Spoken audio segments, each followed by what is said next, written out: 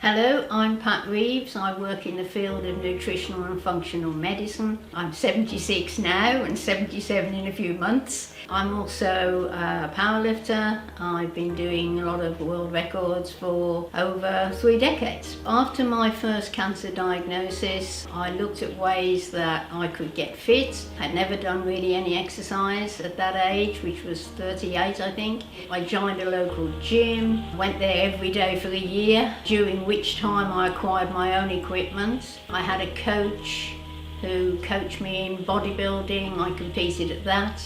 And then I found out he was a powerlifter, so obviously he wanted me to take that up. Initially I wouldn't say I fell in love with powerlifting, it was just another way of doing strength work, but I became quite fascinated with it. The moment I started to compete in it and began winning everything, then I guess I fell more in love with it. I first began powerlifting doing local competitions. I was then taken on to the British squad, did all the nationals, did the Europeans, did the Commonwealth, did the Worlds. So I was winning all of those. I was approximately 42 kilo at that point. My best lifts are squat was 87.5. Bench was 55, deadlift was 135. I'm breaking my own record since I'm the oldest person competing at the moment. And it feels great just to be able to carry on. The only downside is I'm only lifting a fraction of what I used to. For as long as I can pick the bar up for my minimum competitive entry that I have to do, I will stay powerlifting until I can't do that. After my first diagnosis, which was the brain tumour, when that had been deactivated, I had 10 good years before I was eventually diagnosed with osteosarcoma. That first tumour was in my knee and it was put down to excessive running for quite a long time before they realised it was something a lot worse.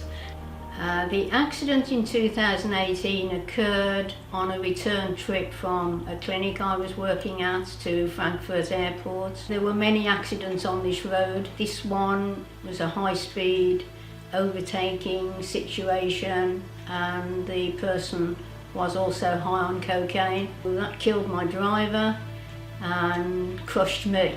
It had a massive impact on my life and changed what I can do. I found breathing is quite difficult for me.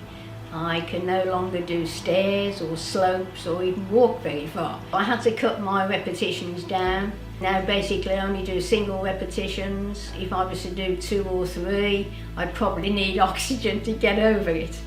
The first thing I did to assist my health after the cancer diagnosis was to look into nutrition. Because that was the only thing they couldn't help me, so I had to help myself there. And I did 100% living foods for 5 years. Then everybody wanted me to write a book.